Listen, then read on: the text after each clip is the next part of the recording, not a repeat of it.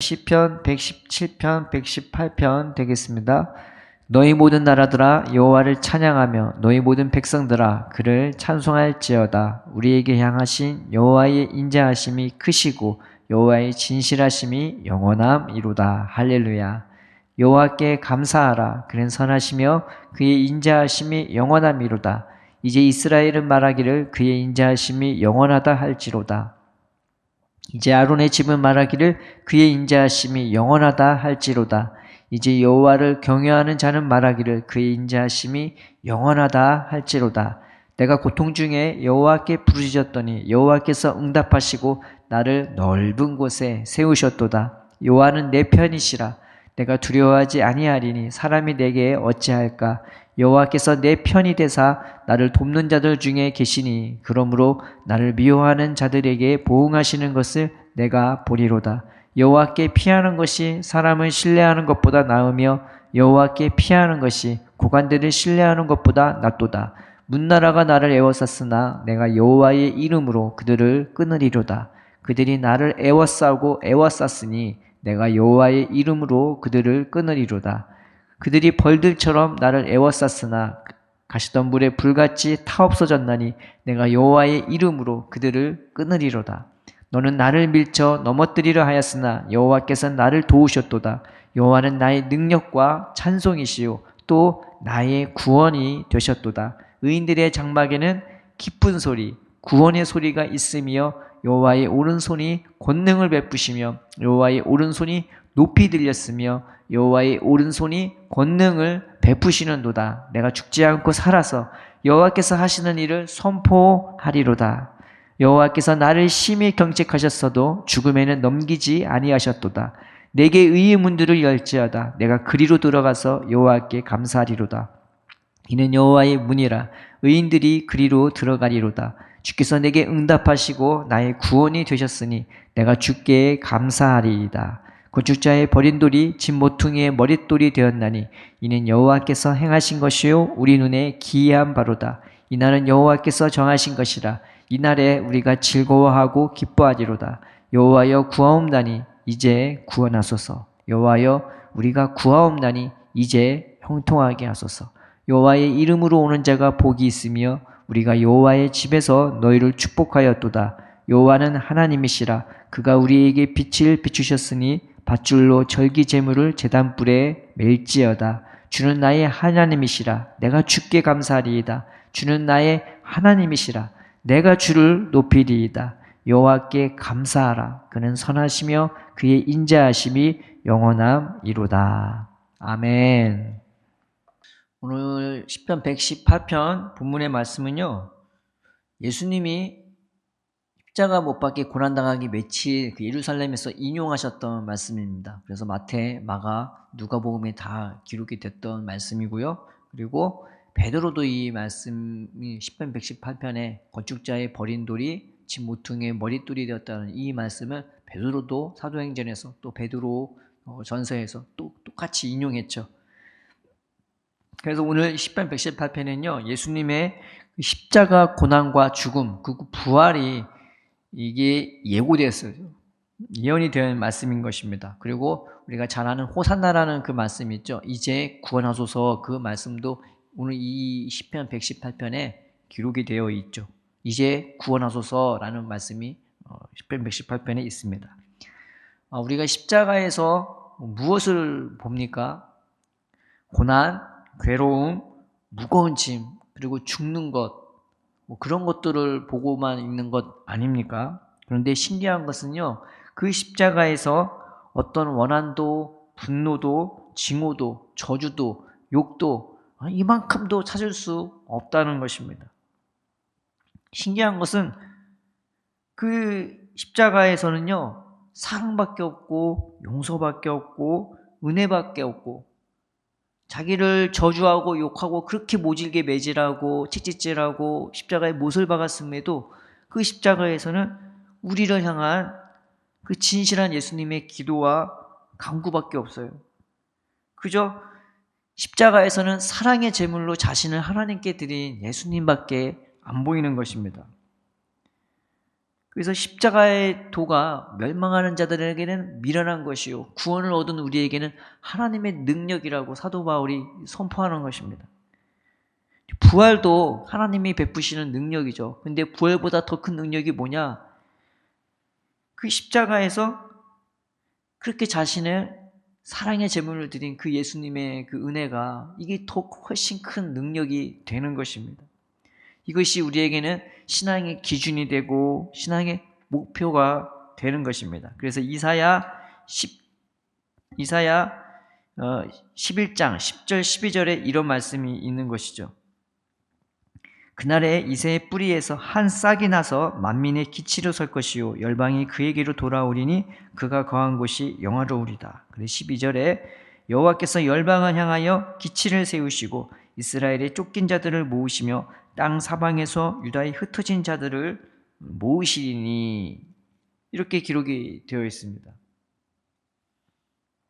하나님이 이 십자가에서 나타난 그 예수님의 능력을 그 깃발로 기준으로 삼아 주신대요. 그래서 우리에게는 이것이 하나님이 보여주시는 유일한 목표가 되고 기준이 되는 거죠.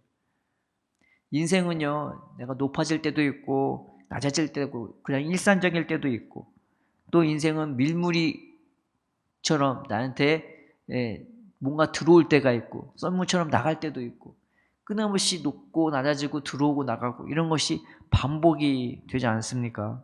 그런데 그런 끊임없는 반복에 관계없이 하나님이 우리를 부르신 것은 그것과 상관없이 오로지 십자가에서 승리하신 그 예수님을 따라 생명을 누리고 승리하도록 그저 은혜밖에 없고 사랑밖에 없고 용서밖에 없고 빛밖에 없고 축복밖에 없는 그런 존재로 하나님이 우리를 부르신 것입니다. 그래서 세상에 관계없이 세상은 늘 요란하고 요동치고 온갖 시끄러운 뉴스로 도배가 되면서 뭐 기쁨을 주는 건 스포츠밖에 뭐 더 있나요?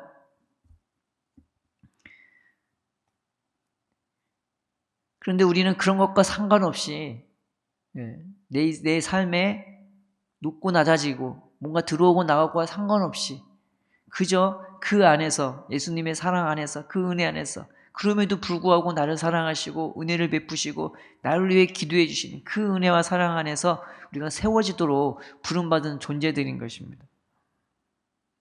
그래서 하나님이 예수님의 이름을 드러내신 것은요 십자가밖에 없어요. 십자가에 뭐라고 적혀 있습니까? 유대인의 왕 나사렛 예수라고. 하나님이 예수님을 드러내실 때는 예수님이 능력을 베푸실 때 기적을 베푸실 때 표적을 베푸실 때 누군가를 죄를 사해주고 병든 자를 고치고 죽은 자를 살리실 때 예수님을 드러내시지 않으셨어요. 예수님도 스스로 그럴 때 숨기셨어요. 사람들이 그걸로 통해서 자기를 높일까 봐 또 그걸 통해서 헛된 꿈을 꿔까 봐 예수님은 그때는 자기를 드러내지 않으셨습니다. 그런데 예수님이 자기를 드러내신 것은 십자가에 못 박혀 죽으러 다니실 때 그리고 하나님도 예수님을 드러나실 때는 십자가를 통해 드러내셨어요. 그래서 유대인의 왕 나사렛 예수라는 그 이름을 십자가에서 확 붙이셨단 말이죠. 그래서 10절, 12절에 이 말씀이 기록되어 있습니다. 나라가 나를 애워쌌으니 내가 여호와의 이름으로 그들을